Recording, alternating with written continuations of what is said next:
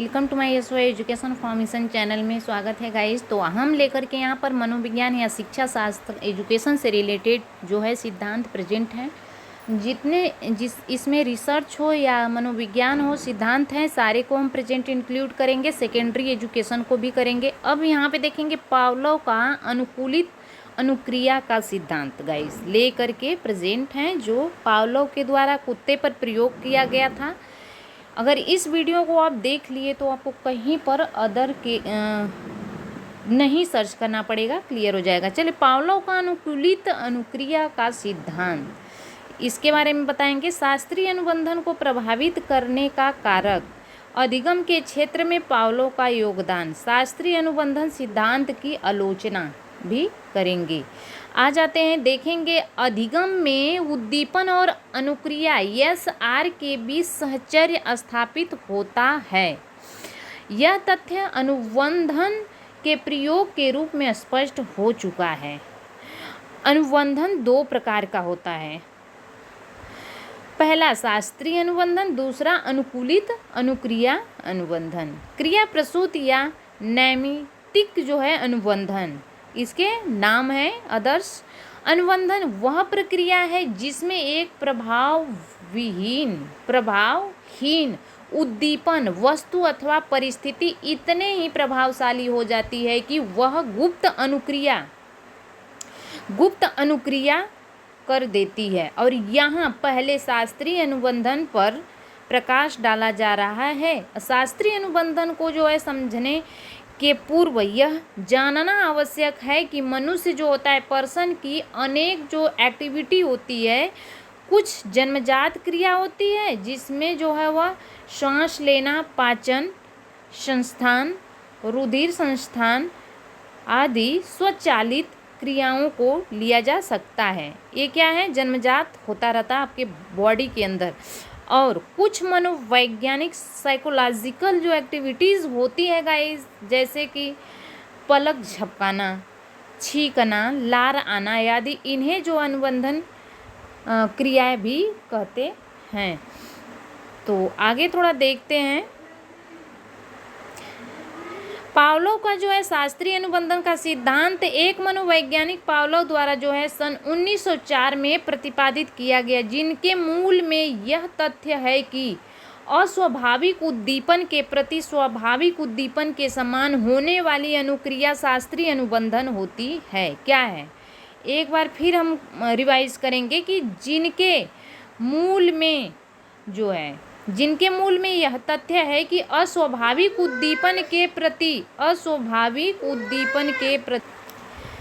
जिसकी मूल में यह तथ्य है कि अस्वाभाविक उद्दीपन के प्रति स्वाभाविक उद्दीपन के समान होने वाली अनुक्रिया शास्त्रीय अनुबंधन है। अर्थात उद्दीपन अनुक्रिया के बीच जो है सहचर्य स्थापित होना ही अनुबंधन है। जब मूल उद्दीपक के साथ दिए जाए और पुनः उनकी जो है आवृत्ति की जाए तो ऐसी स्थिति में उत्पन्न हो जाती है कि यदि मूल उद्दीपक को हटा करके उसके स्थान पे नवीन उद्दीपक की प्रस्तुति किया जाए तो भी वही अनुक्रिया होती है जो मूल उद्दीपक के साथ होती है। इसका कारण यह है कि अनुक्रिया नवीन उद्दीपक से समृद्ध हो जाती है। और पावलोव एक शारीरिक चिकित्सक था और उनके एक कुत्ते पर प्रयोग किया गया था। पावलोव जो है अपने एक कुत्ते पर प्रयोग किया था। उनके कुत्ते की लार ग्रंथि का ऑपरेशन किया और उस ग्रंथि का संबंध एक जो है ट्यूब द्वारा एक कांच की बोतल से स्थापित किया, जिसमें लार को एकत्र किया जा सकता था। अब इसमें देखेंगे, यहाँ पे चित्र के सहारे दिखाया जा रहा है कि आप समझ सकते हैं।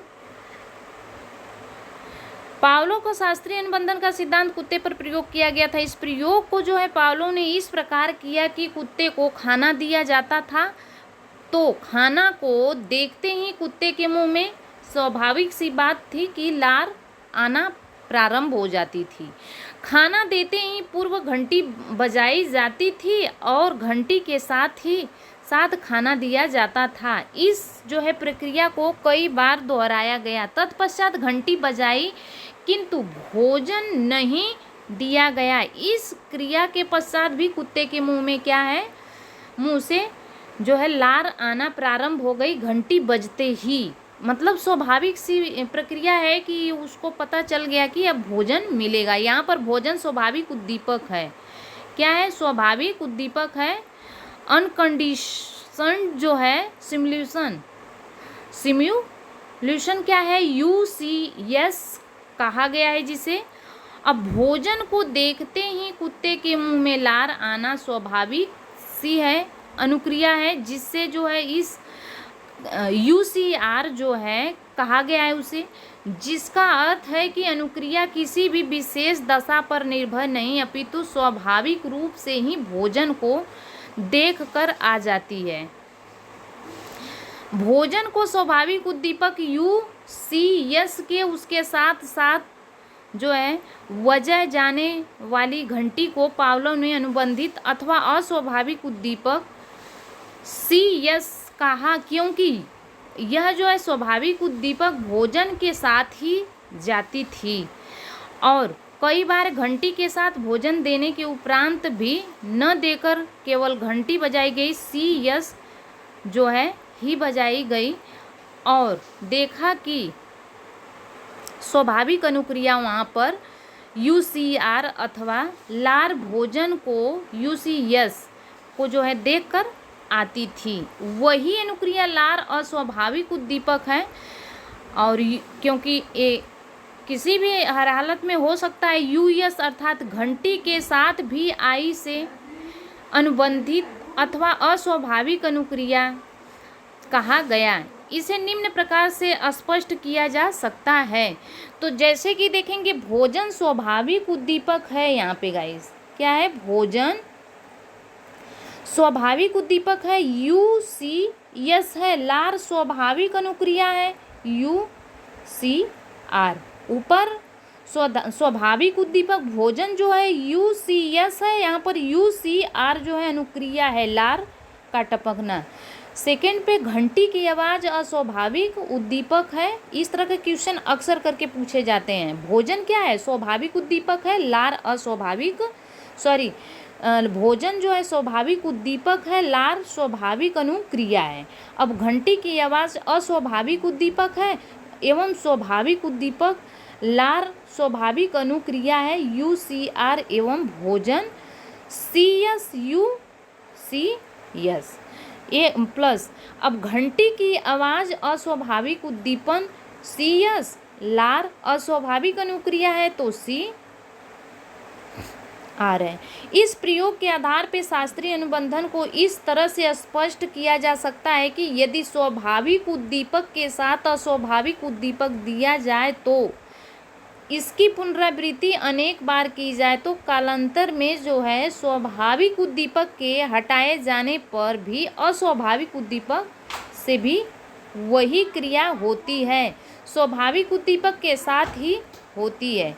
गिलफोर्ड ने जो है इनकी व्याख्या इस रूप में की है, जब दो उद्दीपक साथ साथ बार बार प्रस्तुत किए जाते हैं तो इनमें पहले नवीन और बाद में मौलिक हो तो कालांतर में पहला भी प्रभावी हो जाता है। शास्त्रीय अनुबंधन का प्रभाव करने वाला कारक शास्त्रीय अनुबंधन सिद्धांत। इसके लिए कुछ परिस्थितियां आवश्यक है जिनके आधार पर ही अधिगम प्रक्रिया प्रभावी होती जाए, जो कि यहाँ पर हम आपको निम्नलिखित रूप से आपको प्रेजेंट करते हैं। जैसे मोटिवेशन हुआ, प्रेरणा। गाइज हाँ, प्रेरणा के बारे में आप अवश्य ही सुने होंगे। तो फर्स्ट नंबर पे क्या है कि प्रेरणा है। शास्त्रीय अनुबंधन को प्रभावी करने वाला जो है मुख्य कारक प्रेरणा है, प्रभावित करता है, मोटिवेट करता है। तो प्रेरणा जो है जितनी ही अधिक तीव्र होगी प्राणी उतनी ही शीघ्रता से अनुबंधन करेगा। पावलोव के प्रयोग में कुत्ता भूखा था, इसी कारण उसमें भोजन के साथ साथ घंटी की आवाज़ से ही लार टपकने की क्रिया होती थी, जो बाद में घंटी की आवाज़ से ही होने लगी। यदि यह जो है भूखा न होता तो घंटी भोजन का प्रभाव उस पर न पड़ता। अतः अधिगम के लिए प्रभावी प्रेरक यह प्रेरणा का होता है आवश्यक। अब देखते हैं कि समय की सन्निकटता क्या चीज है? शास्त्रीय अनुबंधन सिद्धांत के द्वारा अधिगम करने की दूसरा कारक जो है फैक्टर, जो समय की सन्निकटता है। बिल्कुल, अर्थात अस्वाभाविक उद्दीपक के तुरंत बाद स्वाभाविक उद्दीपक देने से ही स्वाभाविक अनुक्रिया होती है। यदि दोनों उद्दीपकों में समय का अंतराल अधिक हो गया तो वहाँ पे अनुक्रिया नहीं होगी और इस प्रकार अधिगम भी उस रूप में न हो सकेगा। अब देखेंगे पुनरावृत्ति क्या चीज़ है। तो पुनरावृत्ति में जैसे जान गए होंगे कि पुनः बार बार कोई चीज़ रिपीट होना, रिपीटेशन।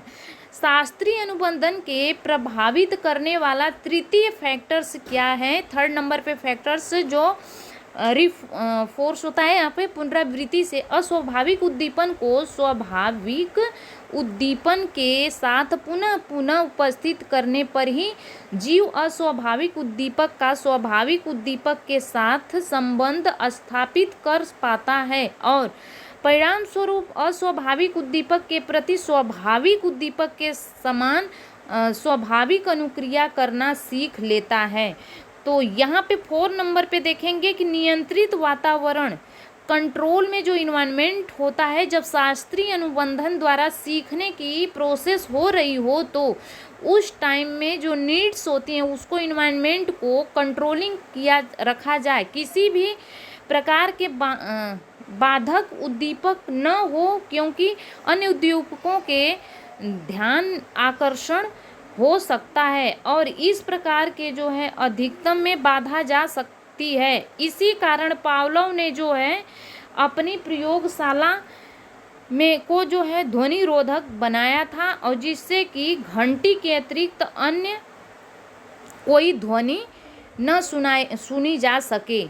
ये रहा। अब अधिगम के क्षेत्र में पावलोव का योगदान क्या रहा गाइस, तो उसको इंक्लूड हम करते हैं। पावलोव का अनुकूलित अनुक्रिया का सिद्धांत अधिगम के क्षेत्र में बड़ा प्रभावशाली है। पावलोव के सर्वप्रथम इसे एक मानसिक क्रिया के रूप में वस्तुनिष्ठ ढंग से प्रस्तुत किया और व्यवहार की जो प्रक्रिया सीखने में यह सिद्धांत बड़ा सहयोगी है। मनुष्य और पशुओं के निम्नलिखित अधिगम क्षेत्रों में शास्त्रीय अनुबंधन सिद्धांत महत्वपूर्ण सिद्ध होता है। अब देखेंगे क्या है, उसको इंक्लूड करते हैं, आपके सामने प्रेजेंट करते हैं। आदत निर्माण, पावलोव ने जो है स्वयं कहा है, पावलोव ने जो है स्वयं कहे हुए हैं कि विभिन्न प्रकार के आदतों जो कि प्रशिक्षित शिक्षा एवं अनुशासन पर आधारित है, शास्त्रीय अनुबंधन की यही श्रृंखला मात्र है और इसका आशय यह है कि बालकों में अनेक अच्छी आदतें जैसे सफाई, समय पर कार्य करना, आदर करना आदि इस विधि से सिखाई जा सकती है। अनुशासन की भावना का विकास भी इस प्रकार किया जा सकता है कि इस प्रकार बालकों के व्यवहार को नियंत्रित किया जा सकता है। सेकेंड है कि बुरी आदतों को तोड़ना। पावलोव का जो है यह सिद्धांत न केवल अच्छी आदतों को सिखाने में सहायक है अपितु खराब आदतों को छोड़ने में भी यह उपयोगी है कि यदि जो है बालक गलत रास्ते पे चल रहा है तो इस सिद्धांत के जरिए उसे अच्छी आदत सिखाई जा सकती है। जिस प्रकार अनुबंधन के द्वारा जो है यहाँ पे अधिगम किया जाए उसी प्रकार जो है अनुकूलन जो है विधि द्वारा बुरी आदतों जैसे गाली देना, चोरी करना आदि को तोड़ा जा सकता है, हटाया जा सकता है। कुसमायोजित बालकों में व्याप्त संवेगात्मक अस्थिरता व चिंता आदि का निवारण भी इसी विधि द्वारा किया जा सकता है। इस प्रकार जो है मनोचिकित्सा के क्षेत्र में यह जो सिद्धांत सहायक है। अब देखेंगे क्या है कि अभिवृत्ति निर्माण में सहायक, थर्ड नंबर पे अभिवृत्ति निर्माण में सहायक गाइस। तो क्या है, शास्त्रीय अनुबंधन के द्वारा अधिगम में जो है शिक्षक एवं स्कूल आदि के प्रति अच्छी आवृत्तियों के विकास में सहायता मिलती है। पशुओं का जो है प्रशिक्षण, पावलोव के इस सिद्धांत के आधार पे मनोरंजन के लिए पशुओं आदि को प्रशिक्षित किया जा सकता है। सर्कस के लिए इसी विधि से पशु प्रशिक्षित किए जाते हैं गाइस। अब एमसीक्यूज इसके चाहिए यदि पावलोव से रिलेटेड, थॉर्नडाइक से रिलेटेड, तो आप कमेंट करेंगे तभी मैं इसके जो एमसीक्यूज आपको प्रेजेंट करेंगे। शास्त्रीय अनुबंधन सिद्धांत की आलोचना थोड़ा से क्रिटिसाइज करते हैं यहाँ पे कि पावलोव के अधिगम शास्त्रीय अनुबंधन सिद्धांत की शिक्षा जगत में अनेक दृष्टि से उपयोगिता है, किंतु कुछ मनोवैज्ञानिकों ने जो इस सिद्धांत की आलोचना भी की है और कुछ बिंदु इस प्रकार है कि यहाँ पे इस सिद्धांत मनुष्य को यह यंत्रवत मानता है कि जो सत्य नहीं है। वास्तविकता है कि मनुष्य कोई मशीन नहीं है, उसमें विवेक, बुद्धि और चिंतन एवं तर्क करने की क्षमता है। यह वह किसी भी कार्य को तर्क एवं चिंतन के आधार पर करता है। सेकेंड नंबर पे, इस सिद्धांत के अनुसार प्रयोग करते समय उद्दीपन को पुनः पुनः दोहराया जा सकता है, जिसमें जो है संबंधता बनी रहे। यदि कुछ समय के तक जो है उद्दीपन को प्रस्तुत नहीं किया जा सकता है तो उसमें भूल पड़ जाती है, अर्थात प्रभावहीन हो जाते हैं। इससे अर्थात अर्थ निकलता है कि सिद्धांत द्वारा किया गया अधिगम अस्थायी नहीं होता है। पावलोव का जो ये सिद्धांत जो प्रयोग किया गया है, अब इस पर रिपीटेशन होना चाहिए, नहीं रहेगा तो ये क्या है, भूल भी सकता है। तो आई होप कि क्लियर हो गया होगा। Thanks for watching, God bless you.